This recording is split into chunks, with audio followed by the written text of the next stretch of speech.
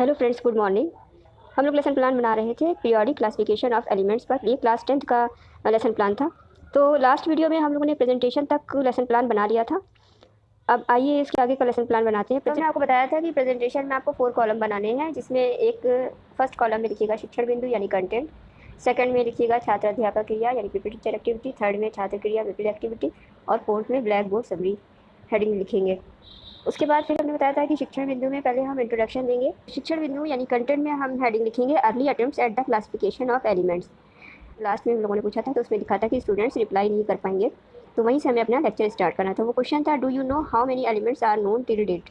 Teacher activity में इसका answer लिखेंगे कि अब तक के 118 एलिमेंट्स से ज़्यादा एलिमेंट्स की डिस्कवरी हो चुकी है, जिसमें से 98 एलिमेंट्स जो है वो नेचुरली अकरिंग है और बाकी के आर्टिफिशियली बताए गए हैं। और से पूछेंगे कि ये बताइए कि एलिमेंट्स की क्लासिफिकेशन की नीड क्यों पड़ी।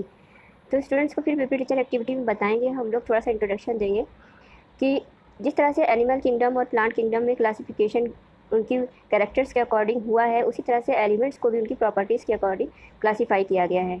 मान लीजिए आप एक टेबल पर अपने सब सामान रखते हैं, जैसे कुछ मेडिसिन रख दी आपने, कुछ स्टेशनरी का सामान रख दिया, कुछ चॉकलेट्स कैंडीज रख दी, कुछ कॉस्मेटिक्स रख दी और एक्सेसरीज़ कुछ रख दिया आपने, और उसमें आपको एक छोटा सा इरेज़र या सेफ्टी पिन ढूंढनी है तो आपको उसमें बहुत टाइम वेस्ट होगा।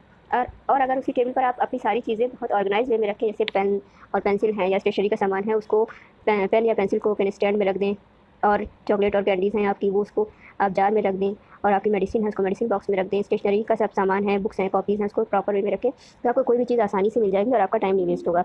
तो इसी तरह से आपने सुपरमार्केट में भी देखा होगा कि सब चीज़ों के अलग अलग कंपार्टमेंट या सेक्शन बने होते हैं।